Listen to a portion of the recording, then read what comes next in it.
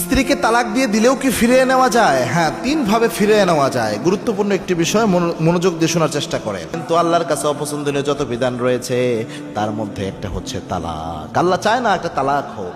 তবে তালাক দেওয়ার আগে স্বামীদেরকে আল্লাহ রাব্বুল আলামিন, স্বামী স্ত্রী যদি কোনোভাবেই মিল না হয়, প্রথম ইনস্ট্রাকশন হচ্ছে ওয়া আইদুহুন্না, স্বামী স্ত্রীকে নসিহত করবে বা ওয়াজ করবে, বা স্বামীর যদি সমস্যা হয় স্ত্রী স্বামীকে বোঝানোর চেষ্টা করবে। একজন আরেকজনকে নসিহত করা, এটা হচ্ছে প্রথম স্টেপ। 2 নম্বর স্টেপে যে ওয়াহজুরুহুন্না ফিল মাজাজি', বিছানা আলাদা করে দিতে হবে।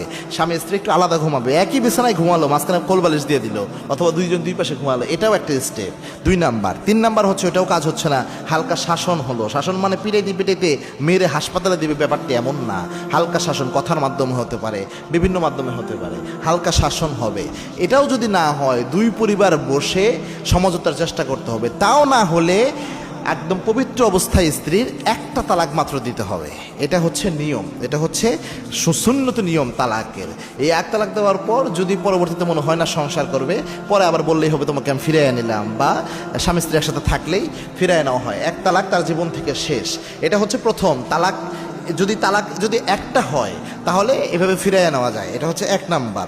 2 নাম্বার হচ্ছে তালাক যদি 2টা দিয়ে দেয়, 2টা তালাক দিছে। এখন 2টা তালাক দেওয়ার পরেও যদি এমন হয় যে 3 মাসের ইদ্যতের মধ্যেই ফিরিয়ে নিছে, তাহলেও ফিরিয়ে নিলেই হয়ে যাবে। আর যদি ইদ্যত পার হয়ে যায় একদম, বা তালাকে আপনার বায়েন হয়ে যায়, তালাকে বায়েন হলে তো সেক্ষেত্রে আপনার আবার নতুনভাবে বিয়ে করে আবার ফিরিয়ে নিতে পারবে, কোনো সমস্যা নাই। আর যদি তালাকে বায়েন না হয়, ইদ্যতের মধ্যেই যদি থাকে, তাহলে তালাকে রজাই হলে নরমালি আবার ফিরিয়ে নিলেই হয়ে যাবে। 2 তালাক পর্যন্ত এভাবে ফিরিয়ে নিতে পারে।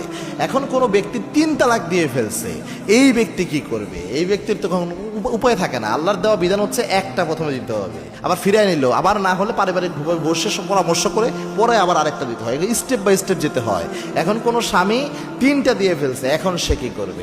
এখন পরামর্শ হলো, সেই ক্ষেত্রে নরমালি ইসলামী যারা অধিকাংশ উলামা একরাম, তাদের মতে একসাথে 3 তালাক দিলে ওই স্ত্রীকে আর নেওয়া যায় না, অধিকাংশ উলামা একরামের মত। তবে এর বিপরীতে অনেকগুলো হাদিস আছে। অনেকে দেখাতে পারেন যে আবু বকর রাদিয়াল্লাহু আনহুর সময় এই ঘটনা, এরকম অনেক বর্ণনা নিয়ে আসতে পারবেন। তো পরবর্তীতে ওমর রাদিয়াল্লাহু আনহুর সময় সাবেত হয়েছে আবার 3 তালাকই কার্যকর তিনি করেছেন। তো এই ক্ষেত্রে মতানৈক্য আছে।